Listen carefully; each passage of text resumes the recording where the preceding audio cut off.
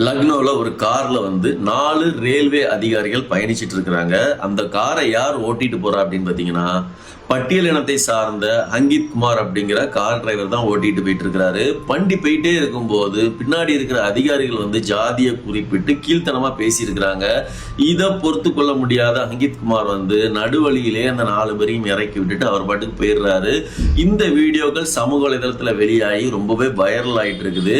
இதை பார்த்த ரேபிடோ நிறுவனம் என்ன செய்யுது அப்படின்னா, அங்கித் குமாரோட அக்கௌண்ட் இருக்கு பாத்தீங்களா, அதை வந்து மொத்தமா 100 இடத்துக்கு முடக்கி இருக்கிறாங்க. பயணிகள் வந்து ஜாதியின் அடிப்படையில் பேசுனது சரியா தவறு, அதை பத்தி எல்லாம் கவலை கிடையாது. கார் டிரைவர் 4 அதிகாரிகள் நடு ரோட்ல இறக்கிட்டு போனது தவறு அப்படிங்கிறதுக்காக இந்த அக்கௌண்ட் வந்து 100 வருடம் முடக்குனது வந்து சமூக வலைதளத்துல இப்போ ஒரு பேச்சு பொருளாட்டு இருக்குது. இதை பத்தி நீங்க என்ன நினைக்கிறீங்க அப்படிங்கிறத கண்டிப்பா சொல்லணும். கோர்ட்ல கூட இந்த மாதிரியான ஒரு தீர்ப்பை கண்டிப்பா வழங்க மாட்டாங்க. ஒரு ஓட்டுநருக்கு முக்கியத்துவம் கொடுக்காத கம்பெனி அவர் வேலை பார்த்ததே தப்பு. இந்த மாதிரியான கம்பெனில எத்தனை பேர் கார் ஓட்டிட்டு இருக்காங்க அப்படிங்கிறது வந்து உண்மையிலே கண்டிக்கத்தக்க ஒரு செயல் தான். கார் ஓட்டுநருக்கு ஏதாவது ஆச்சு அப்படின்னா கம்பெனி அதை பொறுப்பேற்க மாட்டோம், கார் ஓட்டுநருக்கு தான் தண்டனை கொடுப்போம் அப்படிங்கிற இந்த விஷயம் வந்து நீங்க இதை பத்தி என்ன நினைக்கிறீங்க அப்படிங்கிறத கண்டிப்பா கமெண்ட்ல சொல்லிட்டு போங்க.